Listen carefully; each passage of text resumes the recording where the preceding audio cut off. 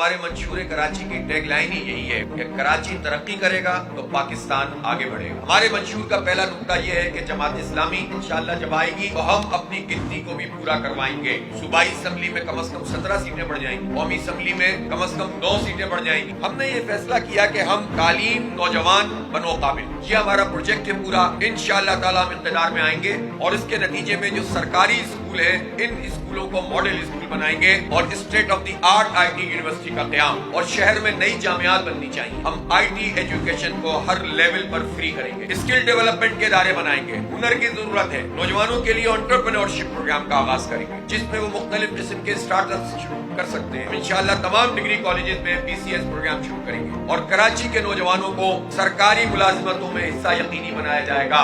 شہر میں اسپورٹس کو فروغ دیا جائے گا، ہر ٹاؤن کے لیول پر اسپورٹس کمپلیکس بنائے جائیں گے۔ گیس کے بحران کے حل کے لیے ہم نے پہلی بات تو یہ ہے کہ اس بات کو یقینی بنایا جائے گا کہ جب آئین میں ایک پروویژن موجود ہے کہ جس صوبے سے گیس نکلتی ہے اس کو ترجیح میں رکھا جائے گا، تو پھر اس پر عمل درآمد یہ حکومتیں کیوں نہیں کرتی؟ آئین کی اس آرٹیکل پر عمل درآمد کروائیں گے، لوڈ شیڈنگ کا خاتمہ کریں گے، صنعتوں اور رہائشی علاقوں کے لیے ٹیرف میں کمی کی جائے گی، نشان زد ذخائر سے پیداوار کو یقینی بنانا، LNG کی خریداری میں جو کک بیکس اور کرپشن ہے اس کو ختم کیا جائے گا اور ورچوئل پائپ لائن کو یقینی بنایا جائے گا۔ انشاءاللہ تعالیٰ یہ K4 مکمل 650 ملین گیلن جلد مکمل کریں گے۔ ہم اس سمندر کے پانی کو میٹھا کر سکتے ہیں۔ مہنگا ضرور ہے، بجلی کی جو مسلسل فراہمی ہے اس کو یقینی بنائیں گے۔ کورٹ میں جا کر یہ جو 20 سال کا انہوں نے ڈسٹریبیوشن کا لائسنس دیا ہے اس لائسنس کو انشاءاللہ کینسل کروائیں گے۔ سب سے زیادہ مہنگی بجلی کے الیکٹرک بنا رہا ہے، ڈسٹریبیوشن اور ٹرانسمیشن کے لیے ایک سے زائد کمپنیوں میں مقابلہ کروایا جائے گا اور پھر اس کے بعد مختلف کمپنیوں کو لائسنس دیے جائیں گے۔ یہ مونوپولی ہم توڑیں گے۔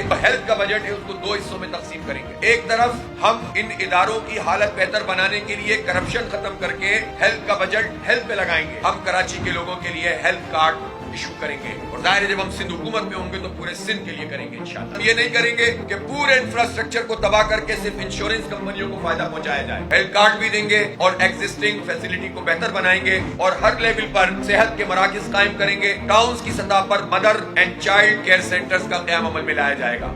اسٹریٹ کرائمز کے خاتمے کے لیے کراچی کو سیف سٹی بنایا جائے گا۔ پولیس کو ریفارمز کی ضرورت ہے، ایک طرف پولیس والوں کی تنخواہوں میں اضافہ اور دوسری طرف اس بات کو یقینی بنایا جائے گا کہ میرٹ پر پولیس کی بھرتی ہو اور کراچی کے جو پرماننٹ ریزیڈنٹ ہیں چاہے وہ کوئی زبان بولتے ہو، کسی نسل سے تعلق رکھتے ہوں، ان کو 70 سے 80% پولیس کے جوانوں میں اور پولیس کے افسران میں تعینات کرنے میں ترجیح دی جائے گی۔ ہم ان موجودہ PRTs کو لائٹ ریل سسٹم میں کنورٹ کریں گے۔ ایلیویٹڈ اور انڈر گراؤنڈ سسٹم ہوگا جو 5 سال میں 5 سے 6 ہزار بسوں کے ساتھ انٹر کنیکٹڈ ہوگا اور ہم پبلک پرائیویٹ پارٹنرشپ میں بھی بسیں لے کر آئیں گے۔ کراچی ماحولیاتی تبدیلیوں کی زد میں ہے، اس لیے بڑے پیمانے پر گرین اسپیسز میں اضافہ کیا جائے گا، بوٹینیکل گارڈنز بنائے جائیں گے اور ایئر کوالٹی جو ریگولیشن ہے وہ ترتیب دے کر ایئر کوالٹی انڈیکس کو 100 سے نیچے لایا جائے گا۔ کراچی کو اس کا ڈیو مالیاتی شیئر ملے۔